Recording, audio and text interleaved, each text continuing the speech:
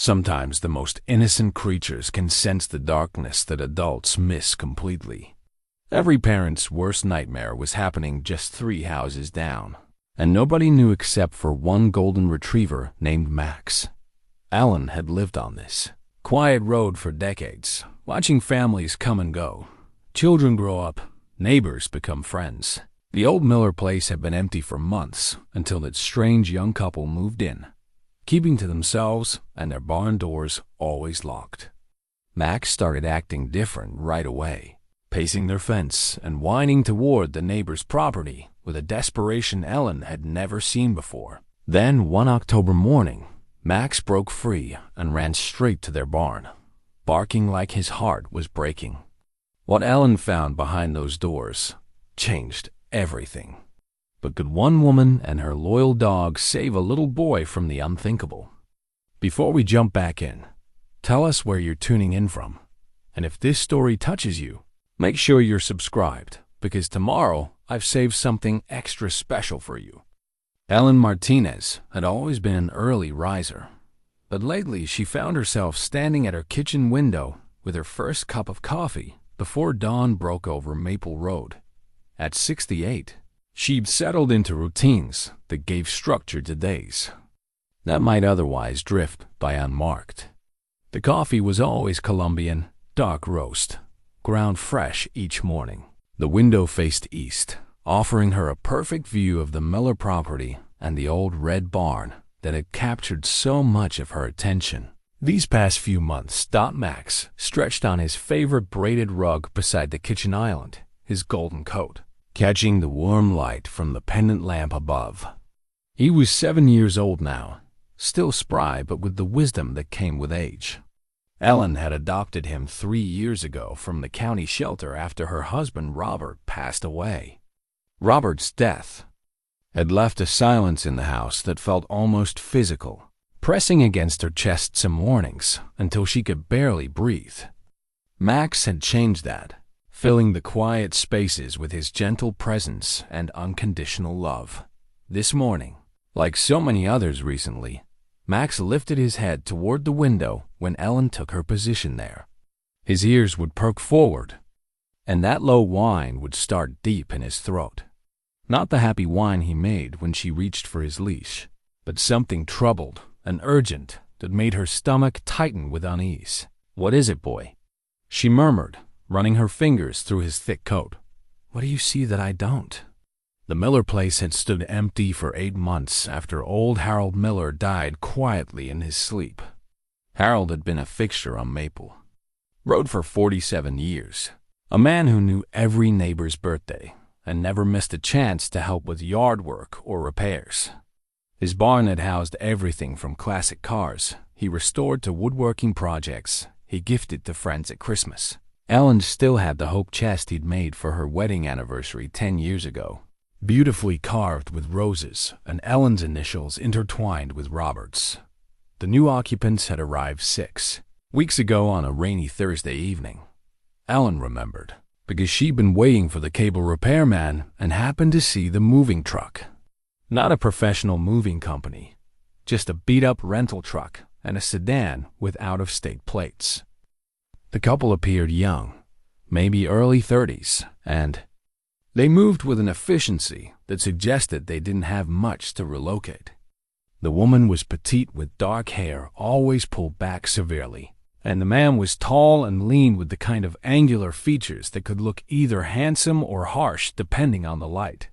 What struck Ellen as odd wasn't their appearance, but their behavior. In a neighborhood where folks took pride in introductions and borrowed cups of sugar, these two had made no effort to meet anyone. They kept their curtains drawn during the day and only seemed to come and go after dark.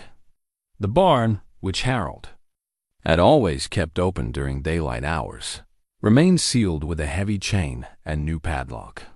Ellen's neighbor to the south, Dorothy Kramer, had tried twice to bring over welcome cookies. Both times she'd returned with the plate still full, shaking her head. Not even a hello, Dorothy had confided over the fence one afternoon. Just stared at me through that screen door like I was selling something dangerous. To the north lived Jim and Patricia Wells, both retired teachers like Ellen. Jim had noticed that the new residents never brought their trash cans to the curb on collection day, never mowed the grass that was starting to grow wild around the barn, and never seemed to receive any mail. "It's like they're not really living there," Patricia had said during one of their evening walks. "More like they're just using the place." Ellen's unease had started small, just a nagging sense that something felt wrong. She'd lived on Maple Road long enough to know its rhythms. The way morning light fell across each yard, and how the evening shadows shifted with the seasons.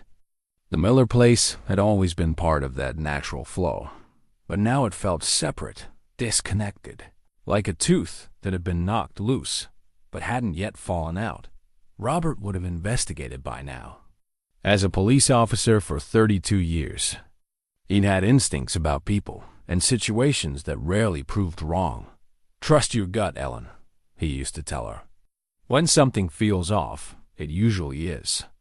His badge still sat in the drawer of his nightstand, along with his service weapon, which Ellen had never been able to bring herself to sell or turn into the department.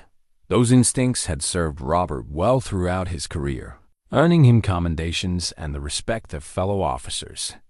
He'd worked everything from traffic stops to domestic disputes to the occasional serious crime that found its way to their usually quiet county. His cases were always thorough, his reports always complete, and his concern for victims always genuine. Ellen remembered the nights he'd come home troubled by something he couldn't discuss, pacing the kitchen while she made him tea and listened to whatever parts of his day he could share.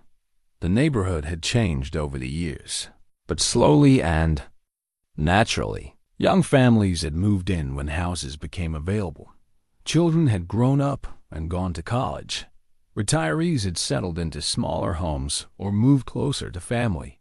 Ellen had taught many of these children during her 35 years at the elementary school, watching them develop from shy kindergartners into confident high school graduates. Some had returned as adults with children of their own, creating the kind of generational continuity that made Maple Road feel more like an extended family than just a street.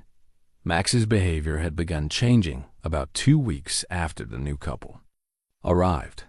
At first, Ellen thought he might be picking up on her own nervousness about the strangers. Dogs were sensitive that way, reading human emotions and reflecting them back. But as days passed, it became clear that Max was responding to something else entirely. He would position himself by windows facing the Miller property and watch with an intensity that was unlike anything Ellen had seen from him before. During their daily walks, Max would pull toward the Miller driveway, his whole body tense with purpose. Ellen had to physically redirect him each time, and even then, he would look back over his shoulder as they passed. At night, he would wake from sleep and pad to the window, standing vigil in the darkness with his ears forward and his tail low. "You're starting to worry me, boy," Ellen had whispered to him just 3 nights ago, finding him alert and watchful at 2 in the morning. She'd sat beside him on the floor, following his gaze toward the barn that looked ominous in the moonlight. "What do you know that I don't?"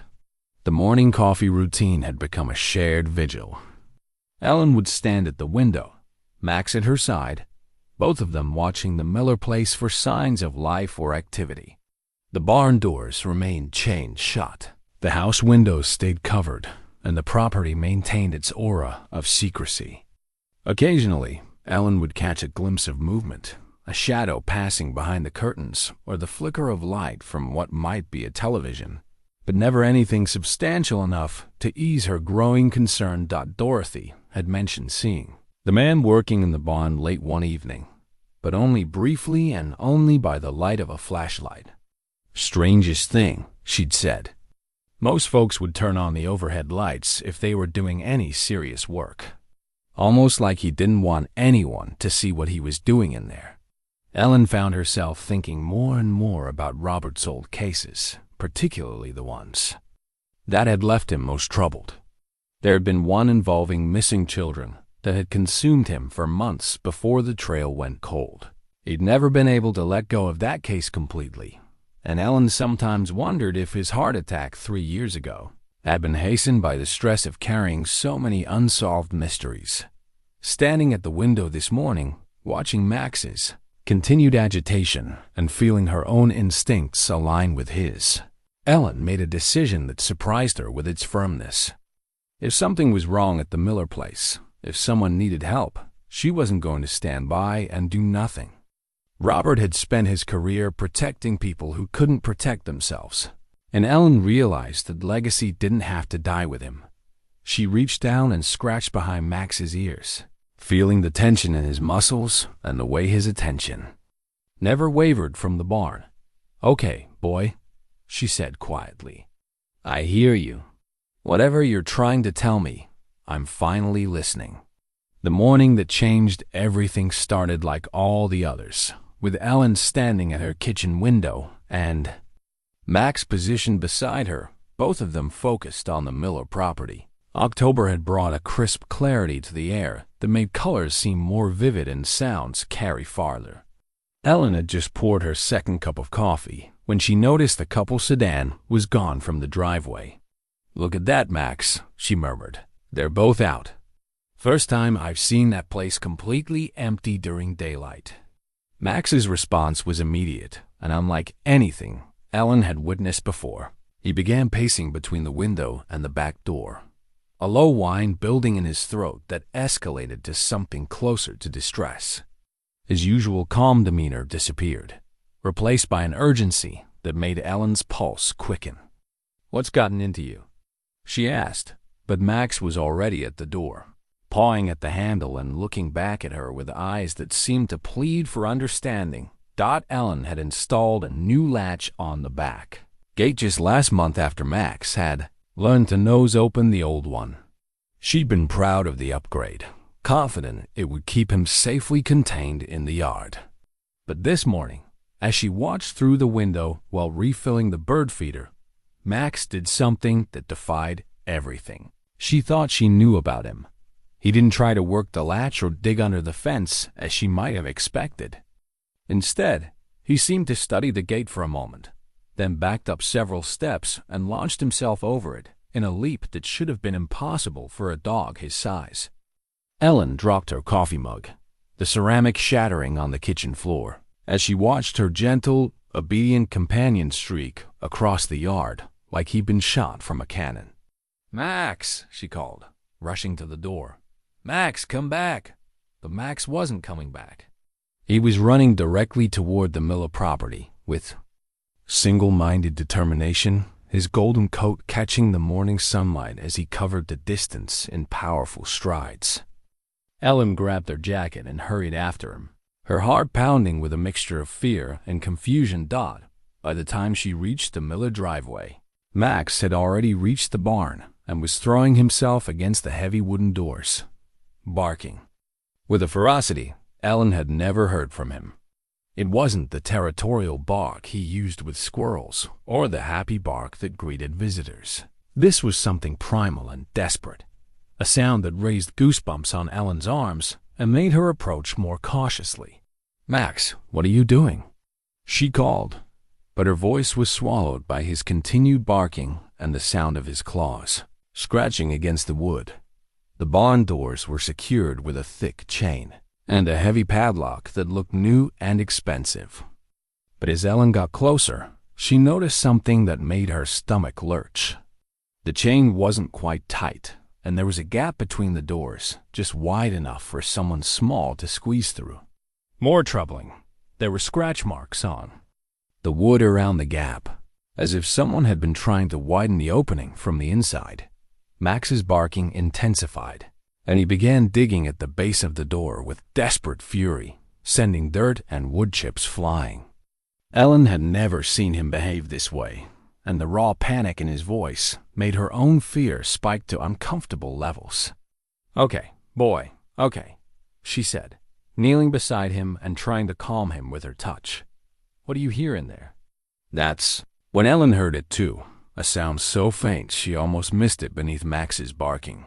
but unmistakable once it registered in her consciousness. It was crying. Soft, muffled, but definitely the sound of a child in distress. Ellen's blood turned to ice water in her veins. Without hesitation, she grabbed the chain and tried to work it loose, but the padlock held firm. The gap between the doors was too narrow for her to squeeze through, but she pressed her face to the opening and called out, "Hello, is someone in there? Are you hurt?" The crying stopped abruptly, replaced by a silence that was somehow more frightening than the sound had been. Ellen tried again, making her voice as gentle and reassuring as possible. "It's okay, sweetheart. My name is Ellen, and I'm here to help you.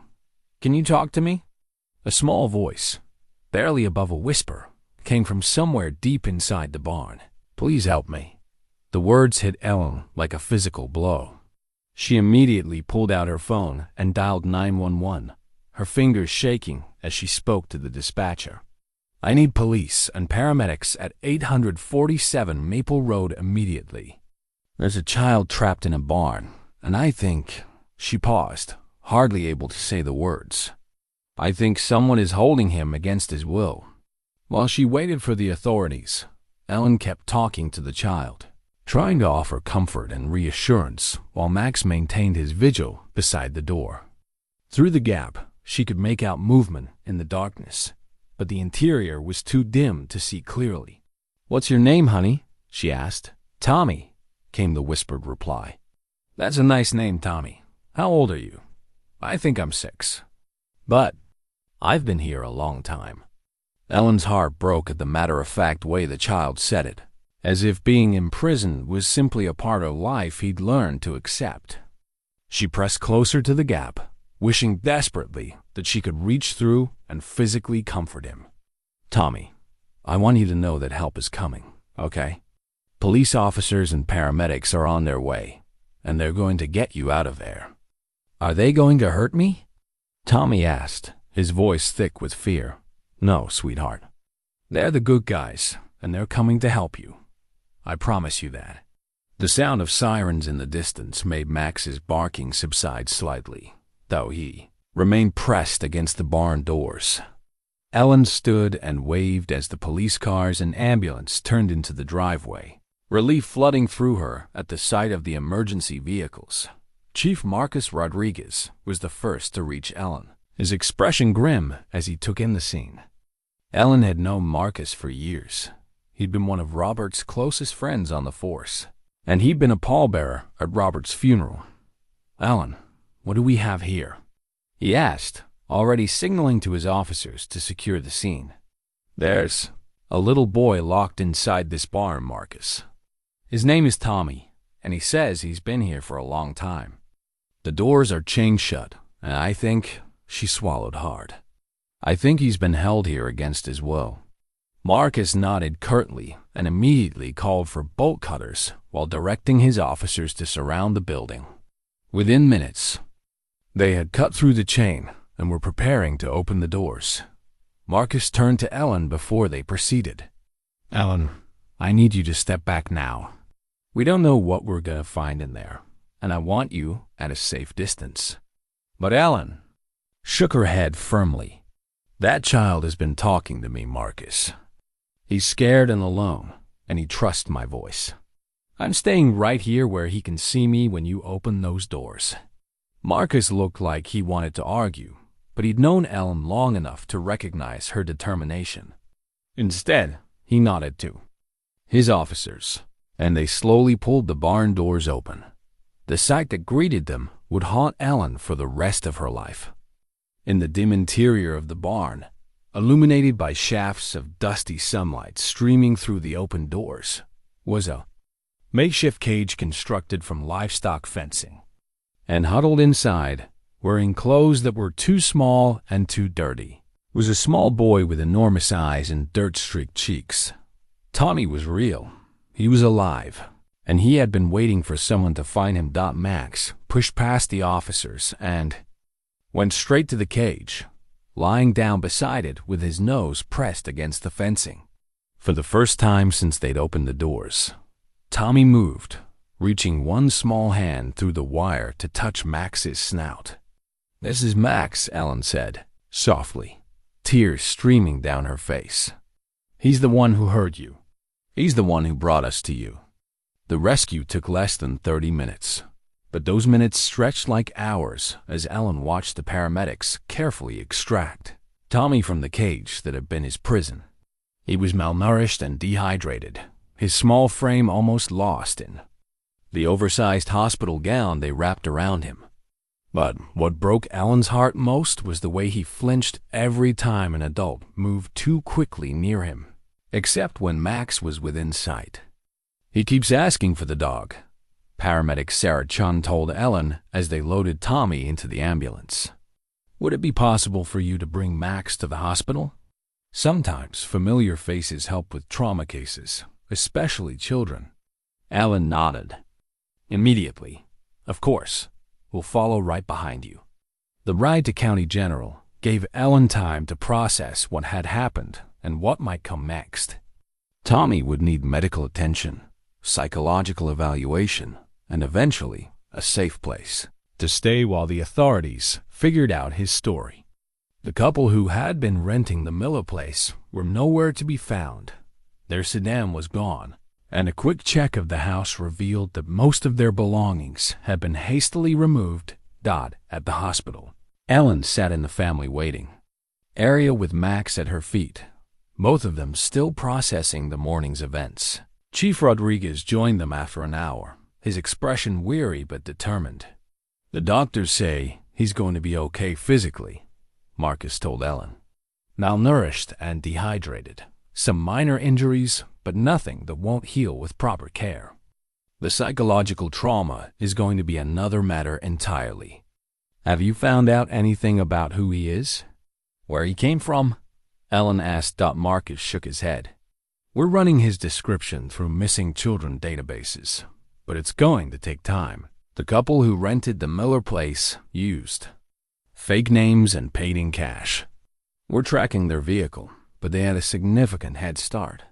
A social worker named Janet Morrison arrived while they were talking, a kind-faced woman in her 50s who specialized in child trauma cases.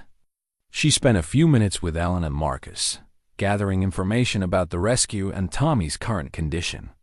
"The hospital wants to keep him for observation for at least 48 hours, Janet explained. "After that, we'll meet the place. Him in emergency foster care while we work on identifying him and locating any family members." Ellen felt her chest tighten at the thought of Tommy being placed with strangers after everything he'd been through. "What if," she began, then stopped, herself surprised by what she'd been about to suggest. "What if what?" Janet asked gently. "What if he stayed with me? Temporarily, I mean. Just until you find his family. I'm a retired teacher. I have experience with children, and he seems to trust Max." Marcus and Janet exchanged glances, and Ellen could see them weighing the pros and cons of her offer. She was known in the community, had no criminal record, and was clearly invested in Tommy's welfare. But she was also a single woman in her 60s with no recent experience caring for a traumatized child. "It's not our standard procedure," Janet said slowly. "But given the circumstances and Tommy's apparent comfort with you and your dog, it might be the best option in the short term. We'd need to do a quick home assessment and background check. But if everything looks good, we could arrange for temporary emergency placement." Ellen felt a surge of relief mixed with nervousness. She hadn't made any major life changes since Robert's death, and suddenly taking a traumatized 6-year-old would definitely qualify as major. But the alternative, sending Tommy to live with strangers, felt wrong in a way she couldn't articulate. "I'd like to try," she said firmly. "Whatever it takes, I'd like to try." The next few hours passed in a blur of paperwork, phone calls, and brief visits with Tommy. Each time Ellen entered his hospital room, his eyes would search immediately for Max, and his tense posture would relax once he spotted the golden retriever lying quietly beside his bed.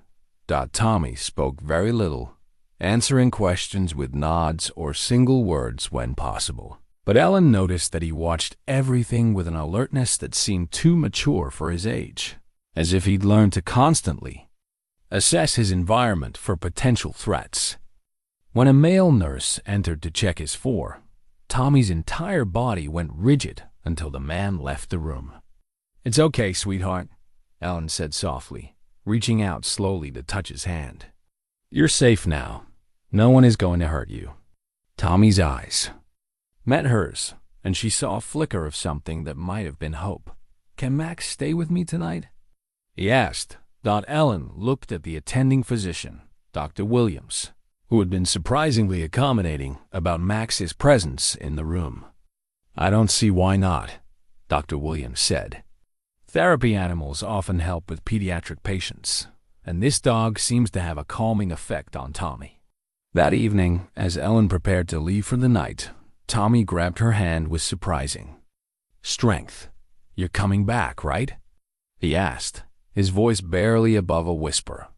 Ellen's heart clenched at the fear in his voice. "I'm coming back first thing in the morning," she promised. "And Max will be here with you all night. He's not going anywhere."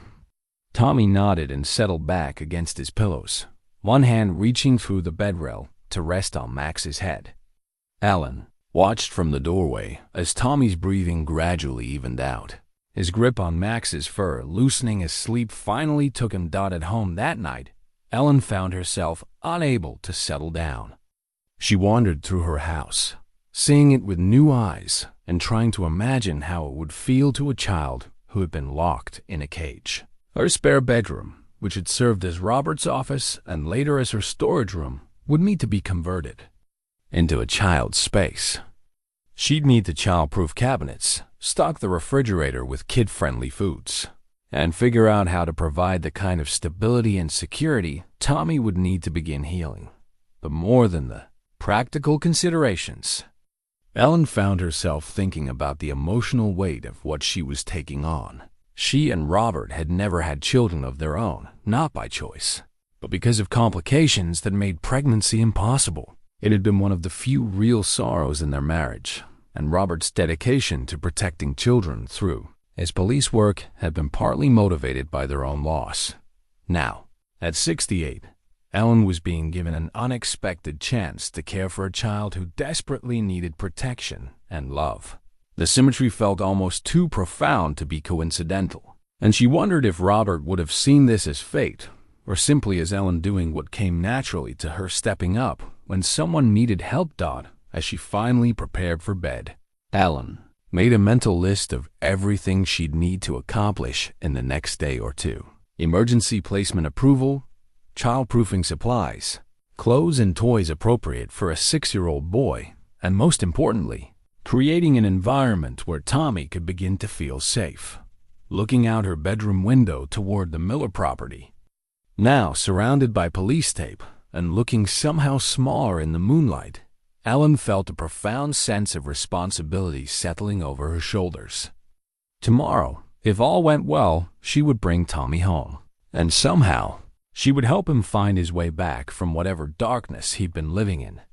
Ellen's second day at the hospital began at dawn, with Max beside her as they walked through the automatic doors into the pediatric wing. She'd spent the night alternately planning Tommy's homecoming and worrying about whether she was capable of providing what he needed. The emergency placement approval had come through late the previous evening, along with a long list of requirements and regular check-ins that would monitor Tommy's adjustment. Tommy was awake when they entered his room, sitting up in bed with a piece of paper and a crayon in his hands. When he saw Ellen and Max, his face brightened with the first genuine smile she'd seen from him. "Look what I made," he said, holding up the paper with obvious pride. Ellen approached slowly and examined the drawing. It was clearly the work of a 6-year-old's simple lines and basic shapes, but the subject matter made her breath catch in her throat.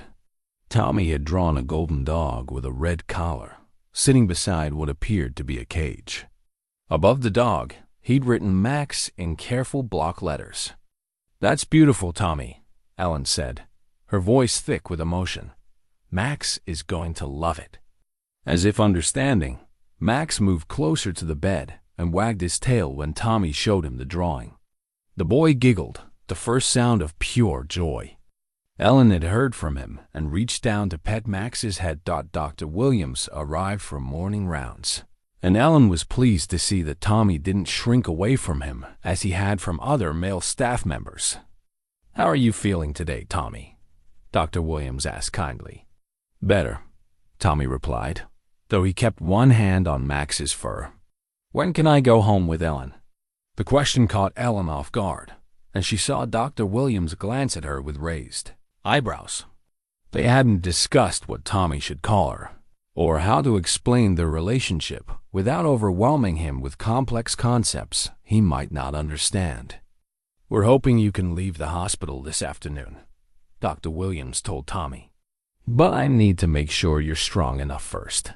How does your tummy feel?" Tommy considered this seriously. "It doesn't hurt anymore, and I ate all my breakfast." Ellen had missed breakfast but could see the empty tray on Tommy's bedside table. The fact that he'd eaten without prompting was encouraging. Yesterday, he'd needed gentle coaxing to take more than a few bites. After Dr. Williams left, Ellen sat beside Tommy's bed and tried to figure out how to explain what would happen next. She'd fostered relationships with hundreds of students over her teaching career, but this felt entirely different. Tommy wasn't just spending his days in her classroom. He would be living in her home, depending on her for everything from meals to comfort in the middle of the night. "Tommy," she began carefully, "I want to make sure you understand what's going to happen when you leave the hospital. You're going to come stay at my house for a while until the police can find your family." Tommy's expression grew serious, and Ellen saw a flicker of something that might have been fear cross his face. "What if they can't find my family?" he asked quietly. Ellen's heart ached at the question and the matter-of-fact way Tommy asked it, as if he'd already considered this possibility and made peace with it. "Then we'll figure something else out," she said honestly. "But no matter what happens, you're going to be safe and cared for. That's a promise." Tommy nodded and went back to petting Max, but Ellen could see him processing her words. She wondered what memories he carried of life before the cage, and whether those memories included people who loved him and were desperately searching for him now. Janet Morrison, the social worker, arrived mid-morning with an armload of paperwork and a bag of donated clothes for Tommy. She'd also brought a small stuffed bear that showed signs of previous ownership, but had been lovingly cleaned and repaired. "This is from our emergency supply," Janet explained to Tommy. "Every child should have something soft to hold on to."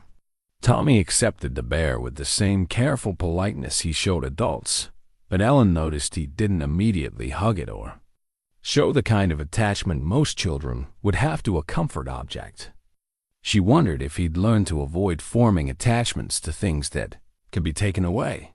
The afternoon brought a parade of specialists, a child psychologist, a trauma counselor, and a pediatric social worker who specialized in cases involving possible human trafficking. Each visit was brief and conducted with sensitivity to Tommy's fragile emotional state, but Ellen could see the boy growing tired from the constant assessment done between appointments. Ellen worked on practical preparations for Tommy's homecoming. She'd made lists of everything from booster seats to nightlights, and Dorothy Kramer had volunteered to help with shopping and setup. The neighborhood had rallied around the situation with typical small-town generosity offers of help, donations of toys and clothes, and promises of support for Ellen as she navigated this unexpected challenge.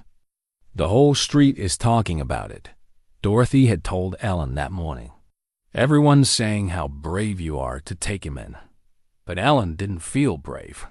She felt nervous and unprepared and deeply grateful that Max seemed to know instinctively how to comfort Tommy in ways that she was still learning. By early afternoon, Tommy had been cleared for discharge. Ellen helped him change into new clothes jeans and a soft blue sweater that almost fit properly, and gathered his few possessions. The drawing of Max went into a folder that Ellen planned to start as a record of Tommy's recovery, along with notes from his medical team and contact information for his ongoing care. The ride home was quiet, with Tommy pressed against the car window, taking in everything they passed with intense attention. Ellen found herself seeing her neighborhood through his eyes, the neat houses with their fall decorations, children playing in yards, the normalcy of suburban life that must seem foreign to someone who'd been confined in a cage. When they pulled into Ellen's driveway, Tommy sat up straighter and studied the house carefully. It was a modest two-story colonial with blue shutters and a front porch that Robert had rebuilt the year before his death. The yard was well maintained but not fancy, with mature trees and flower beds that showed Ellen's preference for practical over ornamental gardening. "This is home," Ellen said gently as she turned off the car. "At least for now." Tommy nodded and climbed out of the car, staying close to Max as they approached the front door. Ellen realized this was the first time since his rescue that Tommy would be entering an unfamiliar building voluntarily, and she wanted to make sure the experience felt as safe and welcoming as possible. "Would you like to see your room first?" she asked as they stepped inside. "I set it up special for you." Tommy nodded again, still maintaining his characteristic quiet observation of everything around him. Ellen led him upstairs, Max padding along behind them, and opened the door to what had once been Robert's office. She'd worked until midnight the previous evening to transform the space. The desk and filing cabinets had been moved to the basement, replaced by a twin bed with a colorful quilt, a small dresser, and a reading chair beside the window. She'd hung cheerful curtains and added a lamp that cast warm, gentle light.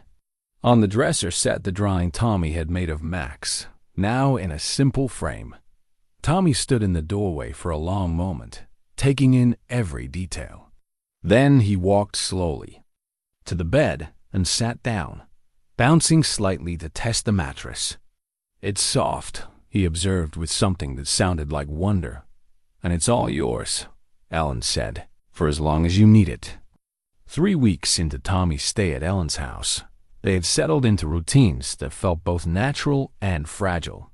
Tommy would wake early, often before dawn, and Ellen would find him sitting by his bedroom window with Max pressed against his side, both of them watching the sunrise paint the sky in soft pastels. Breakfast was always the same: scrambled eggs, toast cut into triangles, and orange juice in a plastic cup that wouldn't break if dropped. Ellen had learned that predictability was Tommy's anchor.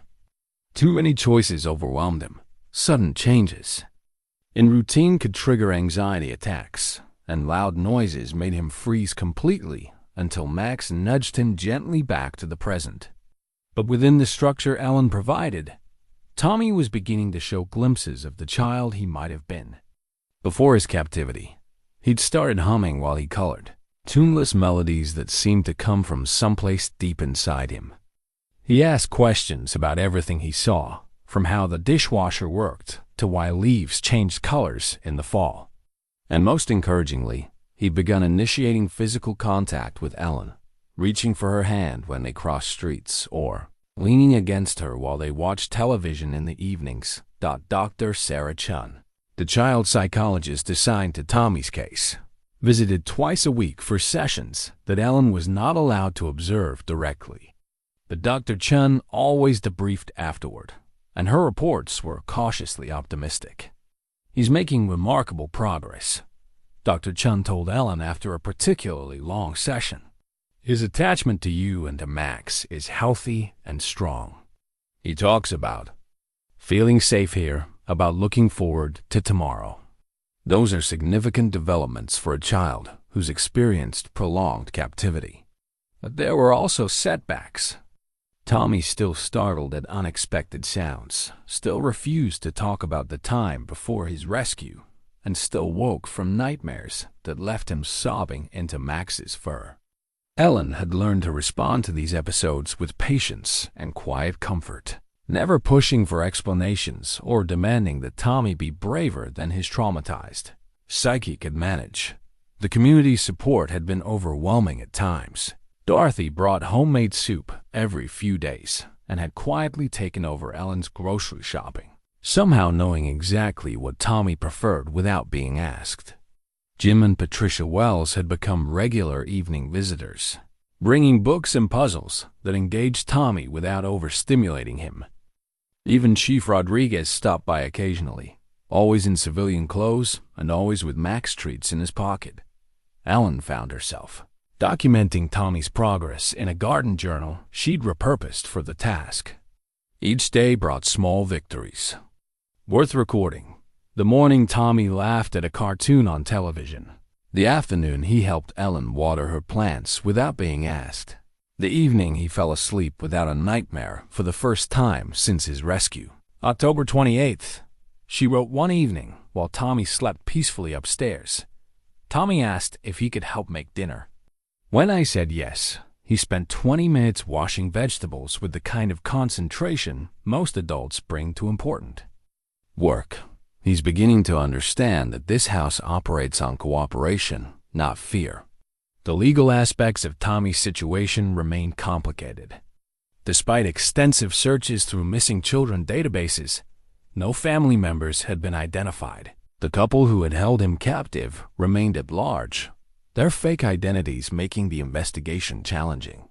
FBI agents visited regularly to interview Tommy, but his memories of life before the cage remained frustratingly vague. I remember a lady with yellow hair. Tommy had told Agent Martinez during one session that Ellen was permitted to observe. She used to read me stories about dragons, but I don't remember her name or where we lived. Agent Martinez was patient and skilled at working with traumatized children, but even she seemed frustrated by the lack of concrete leads. Sometimes memories return gradually, she assured Ellen afterward. Trauma can create barriers that take time to break down. We just have to be patient and keep looking. Meanwhile, Ellen's own life had transformed in ways she couldn't have imagined. Her quiet retirement routines had been replaced by the chaotic energy that comes with caring for a child. Her grocery lists included things like fruit snacks and crayons. Her television viewing had shifted from news programs to children's shows that made Tommy giggle. Her conversations with neighbors now centered around school districts and pediatric healthcare rather than book clubs and retirement planning. The most profound change was emotional.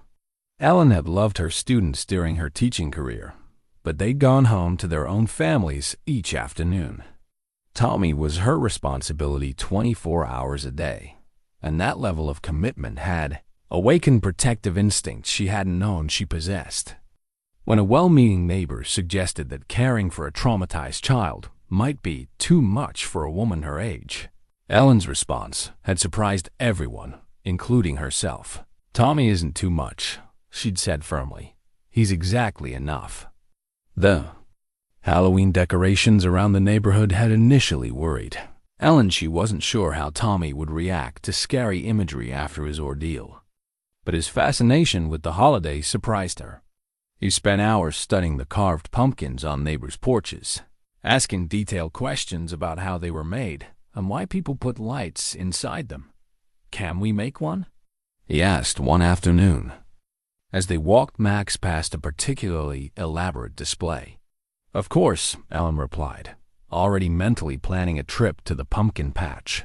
That evening, they carved their first jack-o'-lantern together on Ellen's kitchen table, with Max supervising from his usual spot on the braided rug.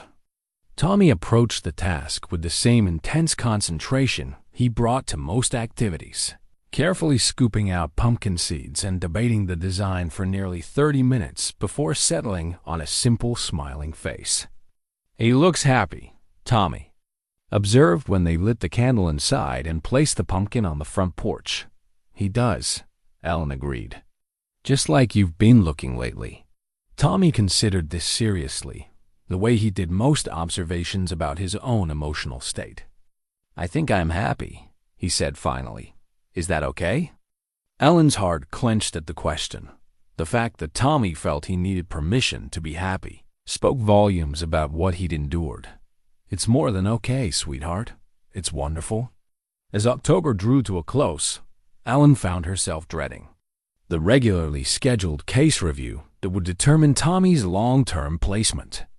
Janet Morrison had been encouraging about the possibility of Ellen adopting Tommy if no family members were found. But the process was complex and could take months. In the meantime, Tommy's placement remained technically temporary, subject to review and potential changes that could disrupt the stability he'd worked so hard to achieve. Ellen tried not to think about the possibility of Tommy being placed elsewhere, but it haunted her quiet moments. She'd grown to love this serious, resilient child with a depth that surprised her. The thought of him living with strangers who didn't understand his need for routine and predictability made her chest tighten. With anxiety, Max seemed to share her concerns. He'd become even more protective of Tommy lately, positioning himself between the boy and any unfamiliar adults who visited the house. During Dr. Chun's sessions, Max would wait outside Tommy's door like a devoted guardian, and he'd greet Tommy afterward as if they'd been separated for days rather than hours. "You know something we don't you, boy?" Ellen asked Max one evening as they sat on the front porch, watching Tommy chase fireflies in the gathering dusk. Max's response was to rest his chin on Ellen's knee and watch Tommy with the same protective intensity he'd shown since that first morning at the Miller barn. Whatever challenges lay ahead, Ellen knew she and Max would face them together, united in their commitment to keeping Tommy safe and helping him heal. The first week of November brought unexpected complications that tested the fragile sense of security Ellen had worked so hard to establish. It started with a phone call from Agent Martinez that arrived just as Ellen was helping Tommy with a puzzle at the kitchen table. "We've had a development in the case," Agent Martinez said without preamble. "Can you come down to the station this afternoon? And please bring Tommy. We may need him to look at some photographs." Ellen's stomach clenched at the request. Tommy had been making such good progress that she'd almost allowed herself to forget he was still technically a witness in an ongoing federal investigation. The thought of subjecting him to a lineup or crime scene photos felt like a betrayal of the safe space they'd created together. "What kind of development?" Ellen asked, moving away from the table so Tommy couldn't overhear the conversation. "We arrested someone last night who might be connected to the people who held Tommy. I can't give you details over the phone, but his identification could be crucial to the case." Ellen looked back at Tommy, who was focused intently on finding the right puzzle piece, but whose posture had grown tense the moment she'd stepped away to take the call. His survival instincts had taught him to monitor adult conversations for signs of danger, and Ellen knew he was listening to every word he could catch. "I'll need to prepare him," Ellen said quietly. "And I want Dr. Chun there when you show him. Any photographs, of course. Can you be here at 2 o'clock? Ellen agreed and hung up, her mind already working through how to explain this development to Tommy without triggering the anxiety attacks that had become less frequent, but hadn't disappeared entirely. She returned to the table and sat beside Tommy, who immediately abandoned his puzzle to study her face with the hypervigilance she'd learned to recognize as a trauma response. "Was that about me?" he asked in the careful, flat tone he used when he was trying to control his emotions. Ellen had promised herself she would never lie to Tommy, even when the truth was difficult. "Yes, sweetheart. Agent Martinez wants us to come to the police station this afternoon. They think they might have found one of the people who hurt you." Tommy's hands stilled on the puzzle pieces, and Ellen could see him processing this information with the same serious concentration he brought to everything. Max, sensing the shift in mood, moved from his spot by the window to press against Tommy's leg. "Do I have to talk to them?" Tommy asked finally. "You might need to look at some pictures and tell Agent Martinez if you recognize anyone." Ellen said, gently. But I'll be right there with you, and so will Dr. Chun. You won't be alone. Tommy nodded, but Ellen could see the tension building in his small frame. The afternoon that had started peacefully with puzzles and the promise of baking cookies together had suddenly become fraught with the possibility of confronting his past.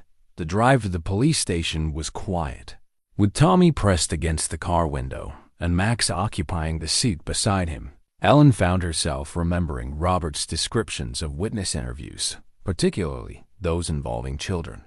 He'd always stressed the importance of patience and sensitivity, but Ellen knew that no amount of care could completely eliminate the trauma of revisiting painful memories. Chief Rodriguez met them in the lobby, his expression carefully neutral. Ellen was grateful for his presence. Tommy had grown comfortable with Marcus over the past few weeks, and his familiar face would make the process less intimidating. "Hey there, Tommy," Marcus said, crouching down at Tommy's eye level. "I hear you're going to help us with something important today." Tommy nodded but didn't speak, staying close to Ellen's side as they walked through the station. Ellen noticed how he cataloged everything: the layout of hallways, the locations of exits, the faces of every officer they passed. His hypervigilance was exhausting to watch, but she understood it was a survival skill that had kept him alive during his captivity. Dr. Chun was waiting in a small conference room that had been set up specifically for interviews with child witnesses. The harsh fluorescent lighting had been replaced with softer lamps, and someone had brought in a comfortable chair and a small table with crayons and paper. "Hello, Tommy," Dr. Chun said warmly. "How are you feeling about being here today?" "Scared," Tommy admitted with the honesty that Ellen found both heartbreaking and encouraging. His ability to identify and express his emotions had improved dramatically since his rescue. "That's understandable," Dr. Chun replied. "Being scared is normal when we have to do difficult things. But remember, Ellen is here, and Max is here, and Agent Martinez is here to help catch the people who hurt you." Agent Martinez entered with a tablet containing what Ellen assumed were the photographs Tommy would need to review. She moved slowly and spoke softly, clearly conscious of Tommy's fragile emotional state. "Tommy, I'm going to show you some pictures of people," Agent Martinez explained. "Some of them you might recognize, and some you might not. If you see someone you remember, just tell me. If you don't recognize anyone, that's okay too.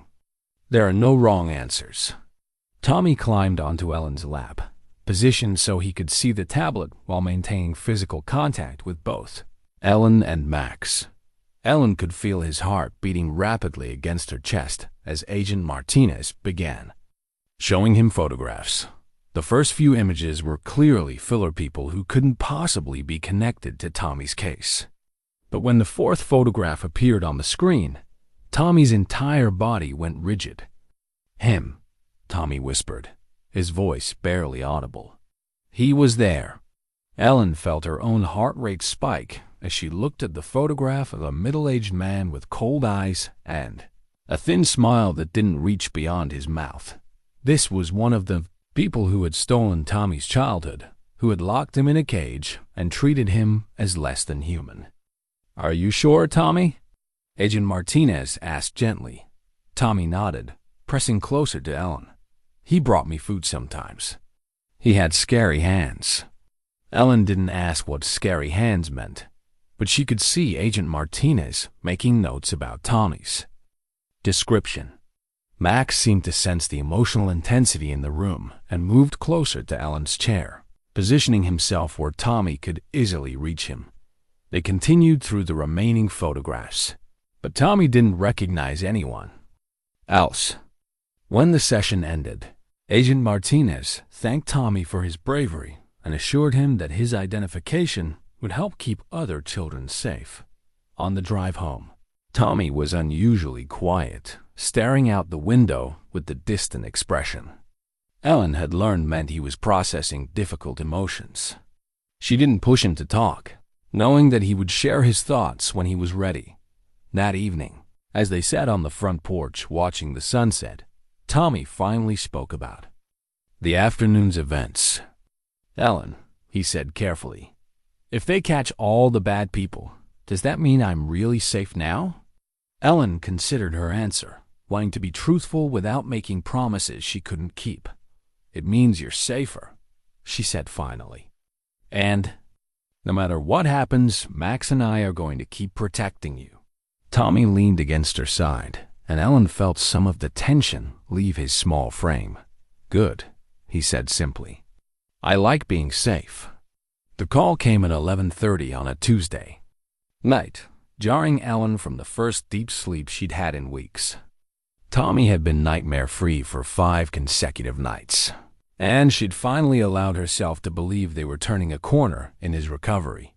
The ringing phone shattered that fragile optimism instantly. "Ellen, it's Marcus. I need you to wake up Tommy and bring him down to the station right away." Ellen sat up in bed, immediately alert. In her experience, middle-of-the-night calls from police chiefs never brought good news. "What's happened?" "We arrested the woman tonight, the one from the Miller place." "But Ellen, there's something else. Something about Robert's case from 5 years ago." Ellen's blood turned cold. "What about Robert's case?" "I can't explain over the phone. Just bring Tommy and come as quickly as you can. And Ellen, be careful. We're not sure if there are others out there." Ellen hung up and sat in the darkness for a moment, trying to process what Marcus had said. Robert's case from 5 years ago had been the one that consumed his final months of missing children. Investigation that had gone cold when the primary suspect died in a car accident. Robert had been convinced the death wasn't accidental, but he'd never been able to prove it. She found Tommy awake in his room, sitting by the window with Max pressed against his side. He developed an uncanny ability to sense when something was wrong, and Ellen could see the familiar tension in his small frame. "We need to go see Chief Rodriguez," Ellen told him gently. "Right now." Tommy nodded without asking questions, which worried Ellen more than complaints would have. He dressed quickly and followed her to the car, maintaining the hypervigilant silence that meant he was preparing for potential danger. The police station was unusually busy for nearly midnight, with FBI agents and unfamiliar officers moving purposefully through the hallways. Agent Martinez met them at the entrance, her expression grim. "Thank you for coming so quickly," she said to Ellen, then crouched down to Tommy's eye level. "Tommy, we're going to ask you to look at one more photograph tonight. This one is very important." They were led to the same conference room where Tommy had identified the suspect 2 weeks earlier, but the atmosphere was different, now more urgent, more serious. Chief Rodriguez was waiting with a manila folder and an expression Ellen had rarely seen from him. "Ellen," Marcus said quietly, "before we show Tommy this photograph, I need to explain what we've discovered." He opened the folder and withdrew. A 5x7 photograph that made Ellen's breath catch in her throat. It showed a woman with bleached blonde hair and hard features. The same woman Tommy had described as reading him stories about dragons. The same woman who had been his captor at the Miller place. "Her real name is Linda Vasquez," Marcus continued. 5 years ago, she was married to David Kowalski, the man who was Robert's primary suspect in the missing children case. Ellen felt the world shift beneath her feet. David Kowalski died in a car accident. That's what we thought. But Linda Vasquez has been talking tonight, trying to negotiate a plea deal. David Kowalski didn't die in that accident, Ellen. He was badly injured and spent months in hiding while Linda helped him recover. They've been operating a trafficking ring for the past 5 years, moving children through different locations. Ellen sank into a chair, trying to process the implications of what Marcus was telling her. "You're saying Robert was right? That David Kowalski was involved in trafficking children?" "More than involved. He was running the operation." "And Ellen," Marcus's voice grew even more serious, "Linda claims that Robert was getting too close to exposing them. She says David arranged the accident that killed him. The words hit Ellen like physical blows. For 3 years, she believed that Robert's heart attack had been a tragic but natural event, the result of stress and genetics and the normal wear of a long career in law enforcement. The possibility that he'd been murdered, that his death had been orchestrated by the very criminals he'd been trying to stop, was almost too devastating to comprehend. Tommy, who had been listening to the adult conversation with the intense focus he brought to everything, suddenly spoke up. The scary man killed Ellen's husband? Ellen looked down at him, realizing that in her shock, she'd forgotten he was there, processing every word. She reached for him instinctively, pulling him close, as much for her own comfort as his. "We think so, sweetheart," she said quietly. "We think the bad people hurt someone I loved very much." Agent Martinez cleared her throat gently. "Tommy, I need to show you this photograph and ask if you've seen this woman before." She placed a photo of Linda Vasquez on the table, and Tommy's reaction was immediate and dramatic. He pressed against Ellen so hard she could feel his entire body trembling. "That's her," he whispered. "That's the Dragon Story lady. But she wasn't nice. She pretended to be nice, but she wasn't. Can you tell us anything else about her?" Agent Martinez asked gently. Tommy was quiet for a long moment, and Ellen could see him struggling with memories that were clearly painful. When he finally spoke, his voice was barely audible. "She said I was never going home. She said nobody was looking for me because nobody wanted me. But she was wrong, wasn't she, Ellen? You wanted me." Ellen's heart shattered at the cruelty Tommy had endured, at the psychological torture that had accompanied his physical captivity. She held him tighter, trying to convey through her embrace all the love and security she couldn't put into words. "She was completely wrong," Ellen said firmly. "I wanted you from the moment I found you, and I'm never going to stop wanting you." Chief Rodriguez leaned forward, his expression gentle but urgent. "Tommy, this is very important. Did you ever hear Linda or the scary man talk about other children? Other places where they kept kids?" Tommy nodded slowly. "They talked about moving me somewhere else. A place with more kids. Linda said I was getting too big for the cage, and they needed to decide what to do with me." The implications of Tommy's words settled over the room like a cold fog.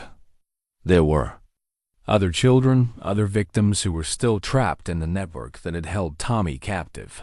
His rescue had been just the beginning of uncovering a much larger operation. Agent Martinez closed the folder and looked directly at Ellen. "Mrs. Martinez, there's something else you need to know. Based on Linda's confession and some evidence we've recovered from their computer, we believe this network has been operating for at least 7 years. Tommy may not have been their first victim, and without his testimony, we might never have been able to connect them to your husband's case." Ellen felt a strange mixture of grief and vindication wash over her. Robert's instincts had been correct. His investigation had been on the right track, and his death had indeed been connected to the case that had consumed his final months. But the cost of that validation, Robert's murder, Tommy's suffering, the unknown number of other children who had been victimized was almost too heavy to bear. "What happens now?" Ellen asked. "Now we use Tommy's testimony and Linda's confession to build cases against everyone involved in this network." Agent Martinez replied. "It's going to be a long process, and we'll need Tommy to be brave a few more times. But Ellen, his courage has already saved lives. The information he's provided has helped us identify at least 3 other locations where children were being held." Tommy looked up at Ellen with eyes that seemed far too old for his 6-year-old face. "Does this mean we helped catch all the bad people?" "It means we're getting close, sweetheart," Ellen replied. "And it means your dad." She stopped, surprised by her own words. "It means Robert would be very proud of how brave you've been." Tommy considered this seriously, the way he considered most important information. "I think I would have liked Robert. he said finally. Ellen smiled through tears. She didn't realize she'd been holding back. He would have loved you completely, she said. Just like I do. As they prepared to leave the station, Agent Martinez pulled Ellen aside one final time. Mrs. Martinez, I want you to know that Tommy's placement is going to become permanent very soon. After what he's been through and what he's done to help us, the state is fast-tracking his adoption. You've given him something even more valuable than a safe home. You've given him a family. Driving home through the quiet streets with Tommy asleep in the back seat and Max keeping watch beside him, Ellen felt the pieces of her life rearranging themselves into a pattern she couldn't have imagined 6 months ago. Robert's death had meaning. Beyond the tragedy she'd been grieving, Tommy's rescue had been about more than saving one child. And her own future, which had seemed so empty after Robert's passing, was now filled with purpose and love she'd never expected to find again. The weeks following Linda Vasquez's arrest brought a deceptive calm that Ellen had learned not to trust. Tommy's nightmares returned with renewed intensity, filled with fragmented memories that Dr. Chun said were actually signs of healthy processing rather than setbacks. But Ellen found herself jumping at unexpected sounds and checking the locks on her doors multiple times each night. Agent Martinez had been clear about the ongoing danger.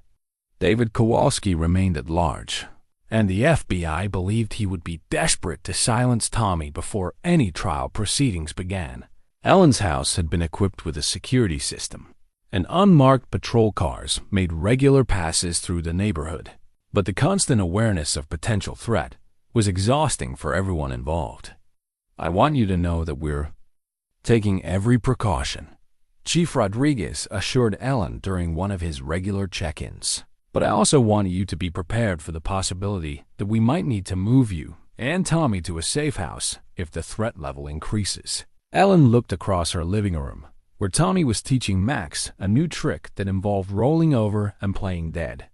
The sight of him laughing and acting like a normal 6-year-old made her chest tight with protective fury. They'd worked so hard to create stability in his life, and the thought of uprooting him again felt like another form of trauma. How long? Ellen asked quietly. Hopefully not long. We've got leads on Kowalski's location, and every day brings us closer to arresting him. But until then, we need to assume he's looking for ways to get to Tommy. That evening, Ellen made a decision that surprised her with its clarity and determination. She retrieved Robert's service weapon from the nightstand drawer where it had remained untouched for 3 years. The weight of it felt familiar in her hands. Robert had taught her to shoot when they were first married, insisting that a police officer's wife should know how to protect herself. She hadn't touched the gun since Robert's death, but muscle memory guided her through the process of checking the magazine and ensuring the safety was engaged. If David Kowalski came for Tommy, he would find Ellen prepared to defend the child who had become the center of her world. "What's that?" Tommy asked from the kitchen doorway, his voice carefully neutral in the way that meant he was controlling his fear. Ellen had promised never to lie to him, even when the truth was difficult. "It's a gun that belonged to Robert," she said simply. "I'm making sure it's ready to use if we need to protect ourselves." Tommy approached slowly, studying the weapon with the same intense focus he brought to everything that might affect his safety. "Are the bad people coming here?" "I don't know," Ellen admitted. "But if they do, we're going to be ready." Tommy nodded with the matter-of-fact acceptance of a child who had learned that adults weren't always able to keep children completely safe, but who trusted that Ellen and Max would do everything in their power to protect him. The next morning brought news that changed everything. Agent Martinez called just after breakfast, her voice tight with urgency. "Ellen, we need to talk in person.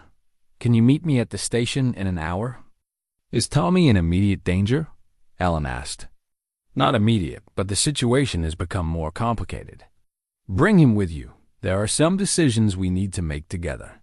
The drive to the station felt longer than usual, with Tommy unusually quiet beside her and Max alert in the back seat.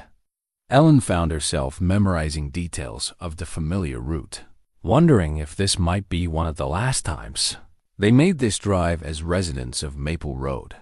Agent Martinez was waiting in the conference room with a map spread across the table and several FBI agents Ellen hadn't met before.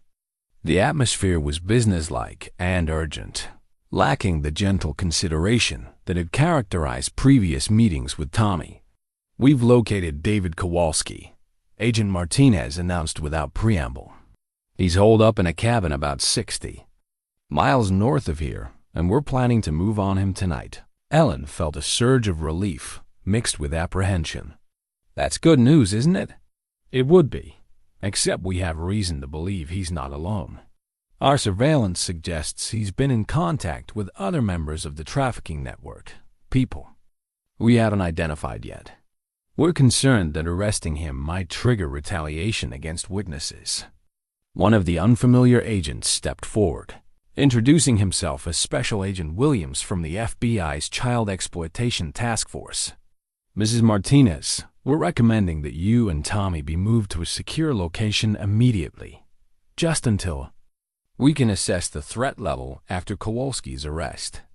Ellen looked down at Tommy, who was listening to every word with the hypervigilant attention she'd learned to recognize as a trauma response. "Where would we go? For how long?" "There's a safe house about 2 hours from here," Agent Williams explained. "It's isolated but comfortable, and it would be temporary, probably no more than a week or two, while we round up the rest of the network." Tommy tugged at Ellen's sleeve, and she bent down so he could whisper in her ear. "I don't want to leave Max," he said, his voice thick with the tears he was trying not to shed. Ellen's heart broke at the fear in his voice. After everything Tommy had been through, the thought of being separated from Max was clearly overwhelming. She looked up at Agent Williams with determination she didn't know she possessed. "Max comes with us," she said firmly. "Tommy has been through enough trauma. I'm not going to separate him from the dog who saved his life." Agent Williams looked like he wanted to argue, but Agent Martinez intervened. "The safe house can accommodate a dog," she said. "Given Tommy's attachment and Max's role in his recovery, I think it's medically necessary." The next few hours passed in a blur of packing and preparation. Ellen threw clothes and essentials into suitcases while trying to maintain a calm demeanor. For Tommy's sake, Dorothy Kramer appeared at the door as if summoned by intuition, offering to help and asking no questions about where they were going or why. "You just take care of that boy," Dorothy said, pulling Ellen into a fierce hug. "The whole neighborhood is praying for you both." Jim and Patricia Wells stopped by as they were loading the car, bringing a bag of Tommy's favorite books and a thermos of hot chocolate for the drive. The outpouring of support from people who had become like family made Ellen's throat tight with emotion. "We'll keep an eye on the house," Patricia promised, "and we'll be here when you get back." Tommy was unusually clingy as they prepared to leave, staying within arm's reach of both Ellen and Max. As they drove away from Maple Road, he pressed his face to the car window and watched his neighborhood disappear. And Ellen could see him mentally cataloging landmarks as if creating a map back home. The safe house was a modest cabin nestled in a grove of pine trees, with windows that offered views of the surrounding forest, but were positioned to make surveillance from outside difficult. Agent Martinez had made the drive with them, and she walked them through the security features and communication protocols they would need to follow. "The landline is secure, and there's a panic button in every room that will immediately alert our response team," she explained. "You'll have protection nearby at all times, but they'll maintain enough distance to avoid making Tommy feel like he's under guard." Ellen appreciated the sensitivity, but she could see that Tommy understood exactly what the cabin was. A prison disguised as a refuge, necessary but confining nonetheless. He explored each room methodically, checking windows and doors and escape routes with the survival instincts that had kept him alive during his captivity. That evening, As they sat by the cabin's fireplace with Max stretched out between them, Tommy finally voiced the question Ellen had been dreading. "Ellen, what if something happens to you? What if the bad people hurt you like they hurt Robert?" Ellen had been preparing for this conversation since they'd learned about Robert's murder, but having it in this isolated cabin with danger lurking somewhere in the darkness made it feel more urgent and real. "Tommy," she said carefully, "I'm going to do everything I can to stay safe and to keep you safe. But if something does happen to me, Agent Martinez and Dr. Chun and Chief Rodriguez will make sure you're taken care of. You have lots of people who love you now." Tommy nodded, but Ellen could see he wasn't completely satisfied with her answer. "Can I ask you something else?" "Of course, sweetheart." "If we get through this, if they catch all the bad people, will you still want to be my mom? Even when it's not scary anymore?" Ellen's heart nearly stopped at the question, at the vulnerability and hope in Tommy's voice. She pulled him close, feeling the warm weight of his small body against hers and the steady presence of Max keeping watch beside them. "Tommy," she said, her voice thick with emotion, "I didn't start wanting to be your mom because it was scary. I want to be your mom because you're you, because you're brave and smart and kind, and because loving you has made me happier than I've been in years. No matter what happens with the bad people, you're stuck with me." Tommy was quiet for a long moment, processing her words with his characteristic seriousness. Then he smiled, the first completely uninhibited expression of joy Ellen had seen from him since his rescue. "Good," he said simply. "I want to be stuck with you too." The attack came at 3:17 in the morning on their second night at the safe house. Ellen woke to Max's low growling and footsteps on the cabin's wooden porch. Footsteps trying to be quiet but unable to mask their presence on the creaking boards. Tommy was already awake beside her, his small body rigid with hyper-alert tension. Without speaking, Ellen reached under her pillow for Robert's service weapon and the emergency whistle Agent Martinez had given her. "Stay close to Max," Ellen whispered to Tommy. "No matter what happens, don't let go of his collar." The footsteps moved around the perimeter, and Ellen could hear at least 2 different patterns of movement. Her mind raced through security protocols. The panic button would summon help, but the response team was 10 minutes away. Their best defense was Ellen's determination to protect Tommy at any cost. A soft scratching sound came from the front door. Someone working on the lock with professional tools. Ellen's heart hammered as she realized these weren't random criminals, but people who had found them. Deliberately, Max positioned himself between Tommy and the bedroom door, hackles raised and body coiled for action. Ellen had never seen him in full protection mode, and the transformation from gentle family pet to fierce guardian was both reassuring and terrifying. "Tommy," Ellen whispered, "remember what we practiced. If I tell you to run, you take Max and go to the back bedroom. The window opens onto the roof, and you can reach the tree from there." Tommy nodded, his face pale but determined. Ellen was struck by his courage 6 months ago.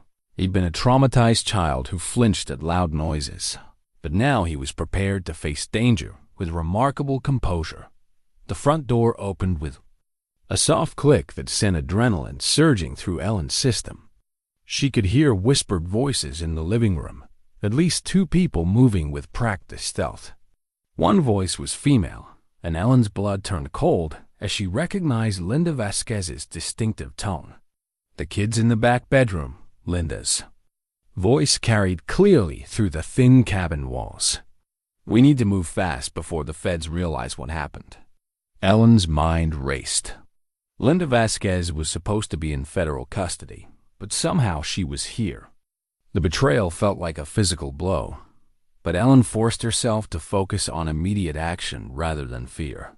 She pressed the panic button and blew the emergency whistle in 3 sharp bursts, the signal that would bring the response team. But 10 minutes might as well be 10 hours when armed criminals were advancing toward Tommy. The bedroom door handle turned slowly, and Ellen raised Robert's service weapon with hands steadier than she'd expected. When the door opened, she faced a tall man with cold eyes and surgical scars. David Kowalski, very much alive and filled with deadly intent. "Drop the gun, lady," Kowalski said quietly, his own weapon trained on Ellen. "We just want the kid. Nobody has to get hurt." "Nobody's getting the kid," Ellen replied, her voice carrying unexpected strength. "And if you take one more step into this room, somebody's definitely getting hurt." Kowalski's scarred face twisted into something resembling amusement. "You think you're going to stop me? You're a 68-year-old schoolteacher with a gun you probably don't even know how to use." Ellen adjusted her grip and aimed directly at Kowalski's center mass, exactly as Robert had taught her. "I'm a 68-year-old schoolteacher whose husband was a police officer for 32 years. He taught me to shoot, and he taught me that when someone threatens a child, you don't hesitate." Behind Kowalski, Linda Vasquez appeared in the doorway, her bleached hair disheveled and eyes wild with desperation. "Just shoot her, David. We don't have time for this." But Kowalski hesitated, perhaps recognizing something in Ellen's posture that suggested she wasn't bluffing. In that moment of hesitation, Max made his move. The golden retriever launched himself at Kowalski with ferocity Ellen had never imagined. He possessed 90 pounds of protective fury collided with the armed intruder, sending his weapon flying and driving him backward into the hallway. "Run, Tommy!" Ellen shouted, and the boy immediately darted toward the back bedroom as practiced. Max, disengaging to follow and protect him. Linda Vasquez scrambled for Kowalski's dropped weapon, but Ellen was faster. The gunshot in the confined space was deafening, and Linda crumpled to the floor, clutching her shoulder and screaming in pain and rage. Kowalski struggled to his feet, blood streaming from bite wounds where Max had connected. "You have no idea what you're messing with," he snarled. "This network goes deeper than you can imagine." "Maybe," Ellen replied, keeping the gun trained on him. "But they'll have to get through me first, and I'm not as easy to kill as you thought." Sirens in the distance gave Ellen hope, but Kowalski's expression suggested he wasn't finished. He reached inside his jacket, and Ellen knew she faced the most crucial decision of her life, whether she could actually pull the trigger to protect Tommy. The answer came without hesitation. Ellen had spent months watching Tommy heal from trauma these people had inflicted. When Kowalski's hand emerged with another weapon, Ellen's finger found the trigger. The second gunshot echoed through the cabin, and David Kowalski fell silent. Forever. The emergency whistle lay on the floor where she dropped it, such a small thing. But it had been the difference between life and death for all of them. In the aftermath of the shooting, the safe house filled with federal agents, paramedics, and crime scene investigators who moved with efficient precision around Ellen and Tommy. Agent Martinez arrived within 20 minutes, her face pale with a mixture of relief and professional concern as she surveyed the scene. "Ellen, are you hurt? Is Tommy okay?" were her first questions, even before addressing the two criminals who were receiving medical attention under heavy guard. "We're fine," Ellen replied, though her voice shook slightly now that the immediate danger had passed. "Max protected us. He saved our lives." Tommy had barely left Ellen's side since the shooting, maintaining physical contact with either her hand or Max's fur at all times. The trauma counselor who arrived with the response team noted his remarkable composure, but warned Ellen that delayed reactions were common in situations involving extreme stress. "He's been through this kind of danger before," the counselor observed quietly. "His coping mechanisms are more developed than we'd expect in a typical 6-year-old, but that's not necessarily healthy long-term." Agent Martinez pulled Ellen aside while Tommy was distracted by the various professionals documenting the scene. "Ellen, I need to ask you some questions about what happened here. But first, I want you to know something important. We found evidence at Kowalski's hideout that suggest this was their last desperate attempt. The rest of the network has been dismantled, and we've recovered 7 more children from various locations. Ellen felt her knees go weak with relief and vindication. 7 children?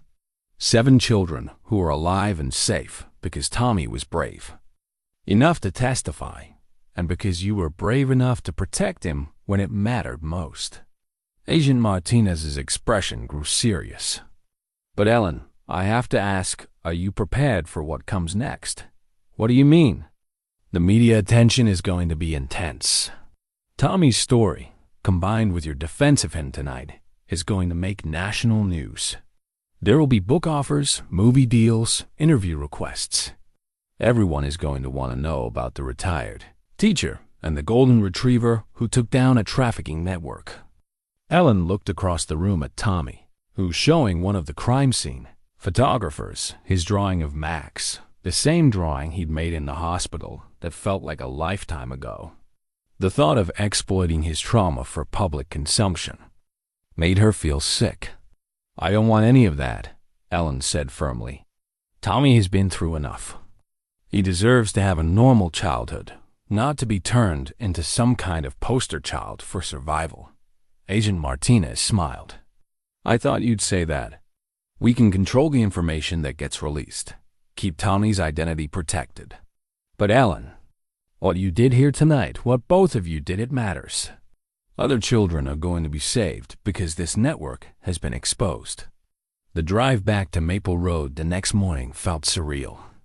Ellen found herself checking the mirrors constantly. Even though Agent Martinez had assured them that the immediate threat was over, Tommy sat quietly in the passenger seat, occasionally reaching back to pet Max, who seemed to understand that his protective duties were complete, but remained alert nonetheless.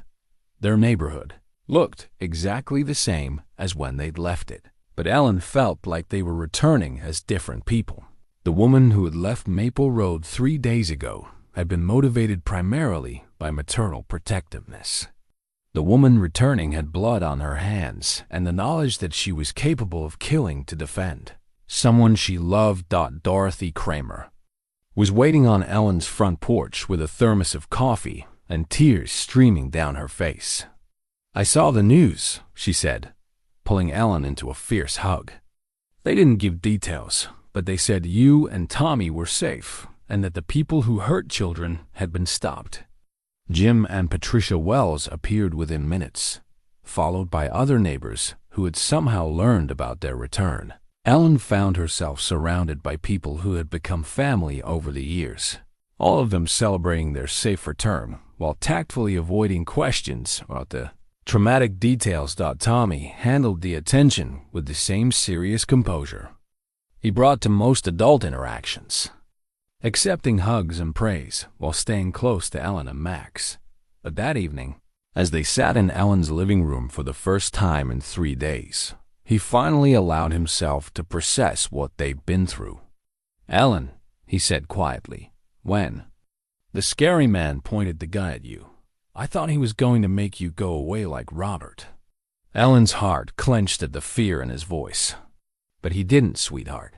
Max and I kept each other safe, and we kept you safe. And now we're all home together. Tommy nodded but wasn't finished with his thoughts. I drew you a new picture at the safe house, he said, retrieving a folded piece of paper from his pocket. But I was scared to show it to you before. Ellen unfolded the paper and felt her breath catch. Tommy had drawn 3 figures holding hands, a woman with gray hair, a small boy, and a golden dog. Above them, he'd written "My Real Family" in his careful block letters. This is the most beautiful picture I've ever seen, Ellen said, her voice thick with emotion. Can't we frame it and put it right here on the mantel? Tommy's smile was radiant. Yes, he said simply. Because it's true now, isn't it? We're a real family. Ellen pulled him close, feeling Max settle beside them with a contented sigh. We've always been a real family, she said. From the moment Max found you, we've been exactly where we belong. 6 months after the events at the safe house, Ellen stood in the kitchen of the same house on Maple Road where this story had begun. But everything had changed in ways both subtle and profound. The morning coffee ritual remained the same: Colombian dark roast, ground fresh, while watching the sunrise through the east-facing window. But now Tommy stood beside her on a step stool, carefully measuring coffee grounds and taking his job as Ellen's assistant seriously. Max, now 8 years old and bearing the dignified scars of his heroic actions, no longer watched the Miller property with anxiety. The barn had been demolished months ago, replaced by a small memorial garden that the neighborhood had created together. Ellen often saw children playing there, their laughter a healing sound that seemed to cleanse the space amidst dark history. The legal proceedings had concluded with sentences that ensured the surviving members of the trafficking network would never again threaten children. Linda Vasquez faced life in prison without parole, and the 7 children recovered from various locations were all in safe homes, receiving the specialized care needed to heal from their trauma. Tommy's testimony, even via closed-circuit video to protect his identity, had been crucial in securing these convictions. "Ellen, is my chocolate chip pancake batter ready yet?" Tommy asked. Peering into the bowl, Ellen was mixing with the same intense focus he brought to most activities. "Almost, sweetheart. Can you set the table while I finish this?" Ellen watched him arrange plates and napkins with careful precision, marveling at how much he'd grown in the past year. He was taller now, his face had filled out with proper nutrition, and his smiles came easily and often. The nightmares had faded to occasional bad dreams, and his selective mutism had been replaced by the chatter typical of a 7-year-old, who felt safe enough to share every thought that crossed his mind. The adoption had been finalized 3 months ago in a ceremony that had been both legal formality and celebration of the family they'd created.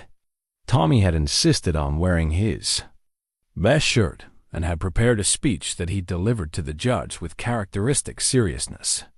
"Your Honor," he'd said, standing as tall as his small frame allowed, "Ellen and Max saved my life, and now I want to be their family forever. Ellen makes the best pancakes, and Max is the bravest dog in the world, and they love me even when I have bad dreams. That's what families do." The judge, a stern woman who had presided over thousands of custody cases, had wiped tears from her eyes before making the adoption official. Dr. Chun continued to visit monthly, though her sessions with Tommy had evolved from trauma counseling to routine check-ins that usually involved more playing than talking. Her most recent report had noted Tommy's remarkable resilience and healthy attachment patterns, and had recommended that formal therapy could be discontinued whenever Ellen felt comfortable with the transition. "He's one of the most psychologically healthy children I've worked with," Dr. Chun had told Ellen after their last session. "Whatever you're doing, keep doing it. Love and consistency have worked miracles." The media attention Agent Martinez had predicted had indeed materialized, but Ellen had been steadfast in protecting Tommy's privacy. She'd granted exactly 1 interview to a national magazine, speaking about the importance of trusting children's voices and supporting trauma survivors. But she'd insisted that Tommy's face never be shown and his full name never be used. The story had inspired similar rescues across the country and had led to increased funding for child trafficking investigations. Max had been honored by the state police as an honorary member of their canine unit, a ceremony that had filled Tommy with pride and given Max a medal that he wore on special occasions. But Ellen knew that Max's real reward was the peaceful life they'd built together, free from the hypervigilance that had defined his behavior during Tommy's captivity. This morning, as they prepared breakfast together, Tommy had something important to share. "Ellen, I had a dream last night, but it wasn't a scary dream." "Tell me about it," Ellen said, flipping pancakes while giving him her full attention. "I dreamed about Robert. He was wearing his police uniform, and he was petting Max, and he said he was proud of us for taking care of each other." Tommy paused, considering his words carefully. "Do you think Robert really is proud of us?" Ellen's heart swelled with emotion at the question and at Tommy's natural inclusion of Robert in their family narrative. "I think Robert is very proud of us," she said. "I think he's especially proud of how brave you've been and how you helped catch the people who hurt other children." Tommy nodded solemnly. "Good, because I want him to know that I'm taking good care of you and Max, just like you take good care of me." As they sat down to breakfast together, Ellen reflected on the unexpected path that had brought them to this moment. A year ago, she'd been a lonely widow whose greatest excitement was watching her neighbors through the kitchen window. Now she was the mother of a remarkable child who had survived unthinkable trauma and emerged with his capacity for love and trust intact. The house on Maple Road had been transformed from a quiet refuge for grief into a bustling home filled with the sounds of childhood Tommy's laughter, Max's contented sighs, the television tuned to cartoons instead of news programs, the constant chatter of a boy who had so much lost time to make up for. "What are we doing today?" Tommy asked between bites of pancake. Ellen smiled at the question that had become their morning tradition. "Well, we need to take Max to the vet for his checkup, and then I thought we might go to the park. After that, we're having dinner with Dorothy and Chief Rodriguez. And tomorrow? Tomorrow is Saturday, so we can sleep late and make waffles and maybe work in the garden." Tommy grinned, syrup on his chin and happiness radiating from every inch of his small frame. "I love our tomorrow days," he said, looking at this child who had taught her that love could bloom in the most unexpected circumstances. Surrounded by the quiet contentment of their chosen family, Ellen realized that she'd never been more grateful for the mysterious ways that broken hearts could heal and empty houses could become homes. Sometimes the most innocent creatures do indeed sense darkness that adults miss. But sometimes, with enough love and courage and the loyalty of a golden retriever named Max, the darkness can be transformed into the brightest light of all.